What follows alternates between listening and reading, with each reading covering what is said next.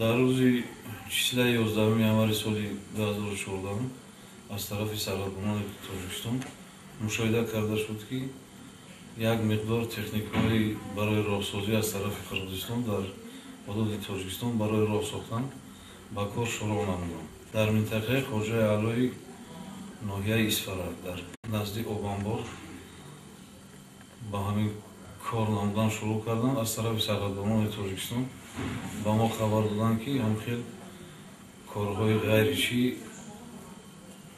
трактор чизошон барои роҳ сохтан кор карда истоданд. Дар ҳамин вақт сардори дидбонгоҳи човкии ноҳияи Исфара омад, як гурӯҳ ташкил кардем, равон кардем, ки дар суҳбат гузаронан бо сарҳадбонони Қирғизистон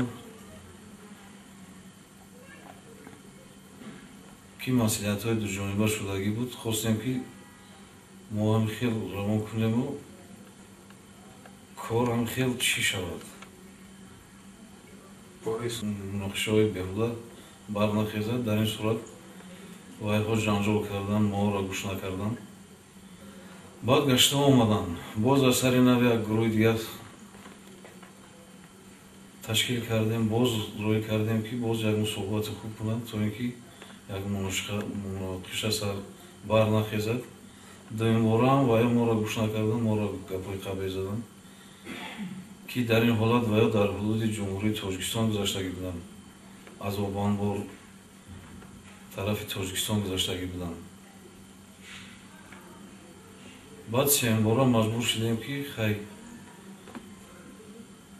ҳамин ҳолатам рафтем, боз илтимос кардем, зора кардем, ки шумо убури марзи Тоҷикистон кардагем, шумо дар ин минтақа ягон ҳаққи гузаштан надоред, шумо ҳозир худтон чӣ кардагем, нарушение кардагем. ва ё боз ҳам гӯш накардан. То ҳад имкона мо илтимос кардем, зора кардем, ки ягон кор нашавад, вале ва ё гӯш накардан.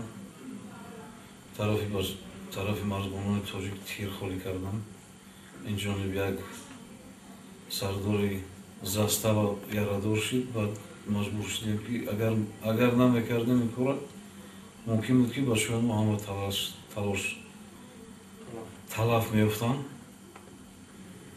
маҷбур шудем оташи ҷавобӣ кушонем. Дар ҳолате, ки мо як гурӯҳ карда рафта будем ба назди сарҳади худмон, ки вай сарҳадаво убур карда буданд, хостем, ки бо як тариқаи гуфтишуниди байни якдигарфаҳмӣ, ки ягон муноқиша сар надиҳад. вале ваё моро гӯш накардан, гапҳои қабеҳ задан. маълум мешид, ки ваё дар ҳолати мастиам буданд. ҳарчанд ки талош кардем, ваё моро гӯш накардан, гапҳои даштон қабеҳ, гапҳои ҳархела ҷониби Сарҳадбонони Тоҷикистон гап заданд.